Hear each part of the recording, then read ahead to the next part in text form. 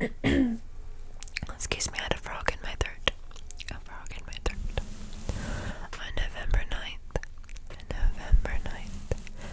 1971, 46-year-old John List came home. And to back up from this day, he had had a prestigious job at a bank. He had been a bank, like a manager or something like that at the bank. But the bank that he worked at was closing down. And he had made good money working at this bank. And he had bought his family a nice, big home where his mother lived as well.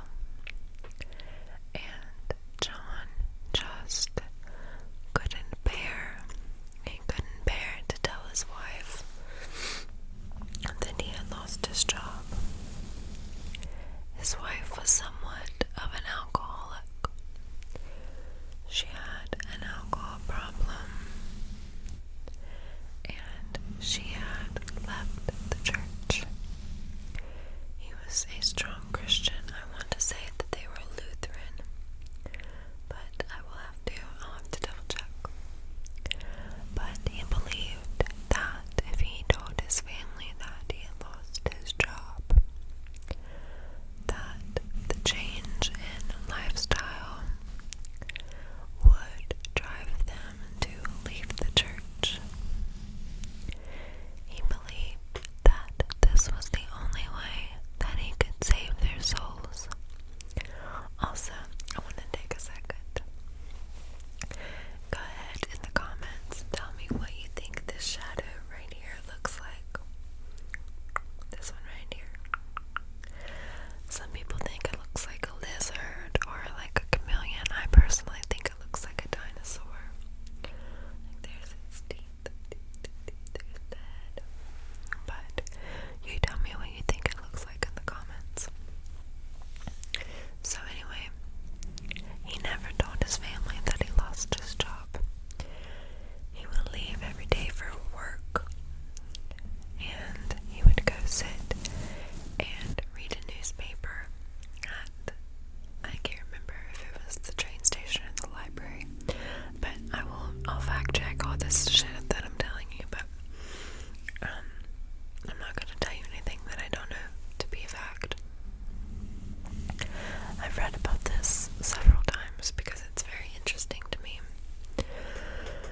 So, on November 9th, 1971, he came home and he immediately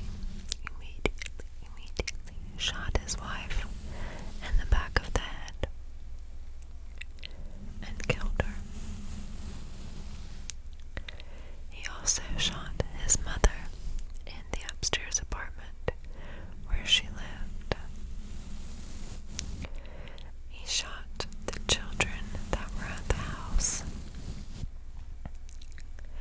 And after he did all this, he dragged their bodies into a room, put their bodies on top of sleeping bags. Words are difficult. And then, after he murdered almost his entire family, there was still one child at school.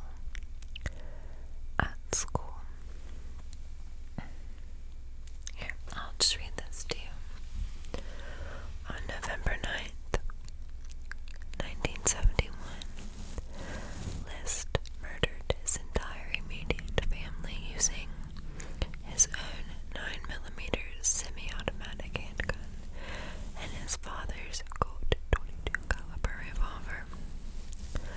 While his children were in school, he shot his wife Helen, 46, in the back of the head, and then his mother Alma, 84, above the left eye, as his daughter Patricia and younger son Frederick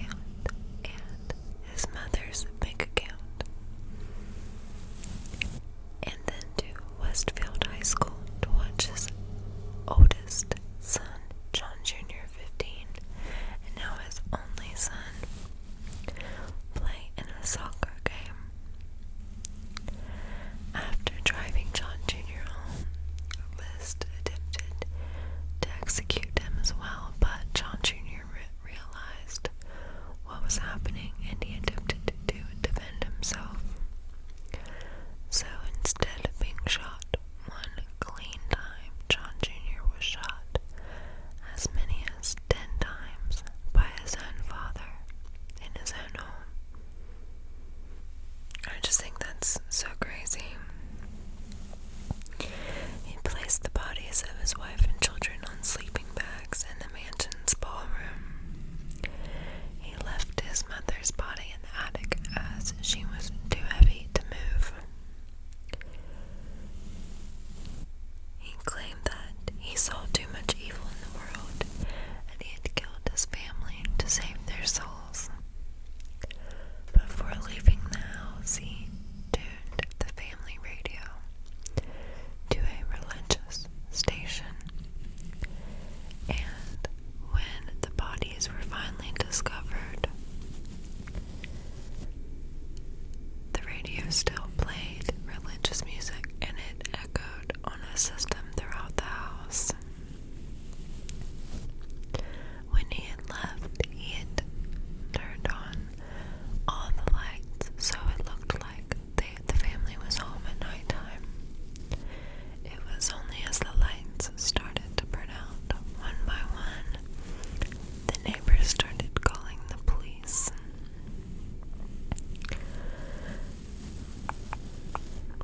He cleaned the various crime scene and cut himself out of every family photo in the house.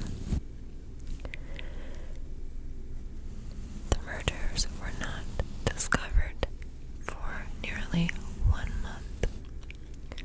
They were discovered on December 7th,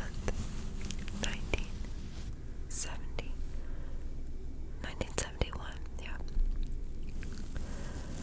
Due in part to the family's reclusive tendencies, they did not really socialize with their neighbors. Their kids didn't hang out with the other kids in the neighborhood. It was common for neighbors not to see them for long periods of time. List also sent notes to the children's school and part-time jobs claiming that they would be out of town for a couple weeks visiting a relative.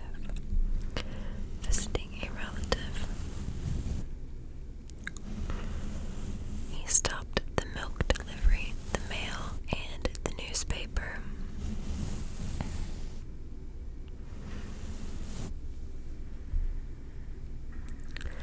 Breeze. The mansion was called Breeze Knoll. That was the name of the mansion. The mansion was so big it had its own name. Investigators searched outside of Breeze Knoll but found nothing suspicious. And local residents believed that the List family had indeed gone on an extended vacation. But on the night of December 7th, the police again were called to the house where they found Patricia List's trauma coach calling for her from near the front door. He convinced the officers to enter through an unlocked window leading to the basement, where they found the family's bodies in the ballroom. Westfield, where a few violent crimes had been recorded since 1963, received national attention as the site of the most notorious felony in New Jersey since the kidnapping and murder of the Lindbergh baby. A nationwide manhunt was launched. Police investigated hundreds of leads without success. All reliable photographs of List had been destroyed. The family car was found parked at John F. Kennedy Airport in New York City, but police found no evidence that List had boarded a flight. Alma's body was flown to Frankenmuth, Michigan, and interred at the St. Lawrence Lutheran Cemetery. Helen and her 3 children were buried at Fairview Cemetery in Westfield. Breeze Knoll remained empty until it was destroyed by a fire in August of 1972, 9 months after the murders. Although the destruction was officially ruled as arson, it remains officially unsolved with no suspects. Destroyed along with the home was the ballroom's stained glass skylight, rumored to be assigned Tiffany Original, worth at least $100,000. Much more than John List would have needed to solve his financial issues. If only he would have looked inside his own house, which I think is the ultimate irony of this story.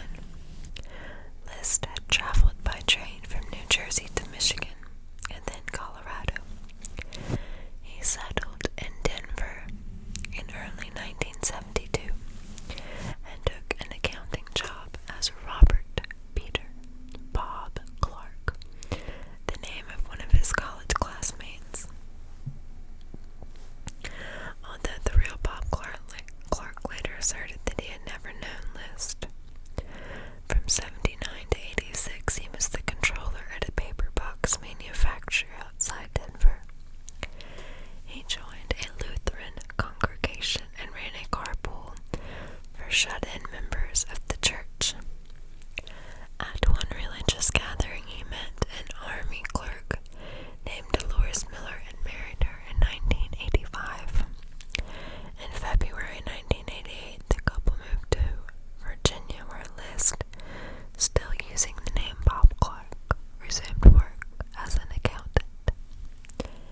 In May 1989, the 18-year-old crime was recounted on the Fox television show America's Most Wanted during its first year on the air. The segment featured an age-progressed clay bust sculpted by forensic artist Frank Bender. And this is something that could not have been predicted. This forensic artist used age progression to try to show what John List would look like, and he just used a lot of guesswork, and the bust that this forensic guy came up with was remarkably on point to what John List actually looked like. On June 1st, less than 2 weeks after the broadcast, List was arrested at a Richmond accounting firm after a Denver neighbor recognized the description and alerted authorities. List continued to stand by his alias for several months, even after extradition to Union County, New Jersey in late 1989. But finally, faced with irrefutable evidence during a fingerprint match with List military records, and then with evidence found at the crime scene, he confessed to his true identity on February 16th, 1990. At trial, List testified that his financial difficulties reached crisis level in 1971 when he was laid off with the closure of the Jersey City Bank. To avoid sharing this humiliating development with his family, he spent each workday sitting at the Westfield train station reading newspapers until it was time to come home. He also skimmed money from his mother's bank accounts to avoid defaulting on his own mortgage. The family's financial situation and his own unemployed status became more and more frustrating to List. The children had to take part-time jobs after school to keep the family afloat. So, basically, this man lost his job. He lost his job as controller at a bank. And this job had afforded him and his family a very nice and lucrative lifestyle. He was so ashamed that he had lost